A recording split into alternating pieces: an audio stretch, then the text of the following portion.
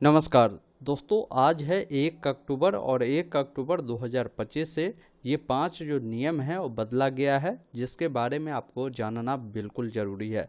ये 5 नियम जो है जिसमें अलग अलग कई सारे चीज़ें जो है बदल गई है, जैसे ट्रेन टिकट बुकिंग को लेकर भी अपडेट है, यूपीआई को लेकर भी अपडेट है, जो हम लोग पोस्ट ऑफिस से कोई भी सामान भेजते हैं ना उसको लेकर भी अपडेट है। ये सभी अपडेट किसी न किसी के लाइफ में ये ज़रूर काम आने वाली अपडेट है, इसलिए आप इसको अंत तक देखिए। आइए पूरी अपडेट आपको समझाते हैं कि क्या कुछ अपडेट जो है ये बदला गया है। सबसे पहला चीज़ है कि रेलवे टिकट बुकिंग में बदलाव है वो किया जा रहा है, जिसमें अब जो है जो जनरल रिजर्वेशन जो होते हैं इसमें शुरुआत के 15 मिनट केवल वैसे व्यक्ति ही टिकट ऑनलाइन बुक कर सकते हैं जिनका आधार वेरिफिकेशन जो होगा आईआरसीटीसी के जो अकाउंट पर किया होगा। तो वैसे लोगों को शुरुआत के 15 मिनट जो है मौका दिया जाएगा।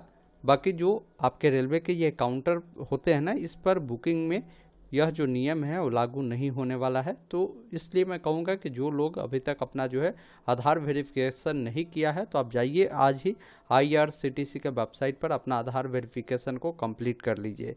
ये पहला अपडेट था। दूसरा अपडेट है पोस्ट ऑफिस में जो हम लोग कोई भी सामान भेजते हैं ना उसमें अब बदलाव हो रही है। पोस्ट जो आप करते हैं स्पीड पोस्ट के माध्यम से, तो अब उसका जो ये लोकेशन है वो लाइव अब ट्रैक कर सकते हैं कि आपकी जो पार्सल है वो कहाँ पहुंची है, अभी कहाँ है, वर्तमान स्थिति क्या है, वो सारी चीज़ें आप देख पाएंगे। जैसे हम लोग जो है किसी भी प्रकार की जैसे शॉपिंग प्लेटफॉर्म होते हैं, फ्लिपकार्ट, अमेजोन, मिंत्रा, कहीं भी कोई भी प्रोडक्ट लेते हैं तो देखते हैं कि भाई मेरा ऑर्डर जो है कब किया गया है, ये कब शिप हो रहा है, कब कहाँ पहुँचा, ये सारी चीज़ें हम लोग जो है ट्रैक करते हैं ना। तो सेम इसी अकॉर्डिंग ये सारी चीज़ें आप ऑनलाइन माध्यम से रियल टाइम जो है ट्रैकिंग कर सकते हैं।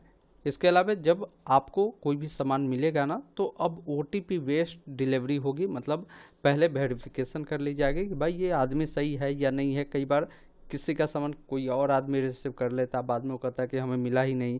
तो इसलिए अब ओटीपी जो सिस्टम है वो लागू होगा। इसके अलावा ऑनलाइन बुकिंग और एसएमएस नोटिफिकेशन जैसे फीचर्स भी जो है अब जोड़े जा रहे हैं। छात्रों को 10% और अन्य थोक जो ग्राहक है उनको 5% का जो डिस्काउंट है वो भी इसमें मिलने वाले हैं।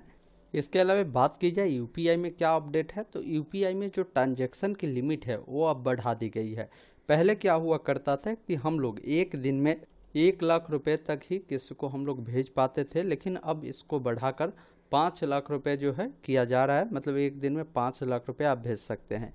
एक और यूपीआई में एक सिस्टम आती थी कि रिक्वेस्ट फीचर्स दिए गए थे, मतलब किसी को अगर आपसे 1,000 रुपये अगर चाहिए होता था तो वो आप पर रिक्वेस्ट भेजते थे 1,000 रुपये के लिए, आप डायरेक्ट उससे पे कर देते थे। तो इसका मिसयूज ज़्यादा हो रहा था। तो इस चीज़ को देखते हुए ये जो रिक्वेस्ट वाला ऑप्शन है ना यूपीआई में फीचर्स, उसको हटाया जा रहा है। डायरेक्ट आप किसी को पैसा भेजना होगा तो डायरेक्ट आप पे कर पाएंगे, रिक्वेस्ट की मदद से अब आप पे नहीं कर पाएंगे। इसके अलावा रेपो रेट और लोन की भी जो ये जो नियम है उसमें भी बदलाव हो रही है। 1 अक्टूबर से आरबीआई की बैठक में रेपो रेट का फैसला लिया जाएगा।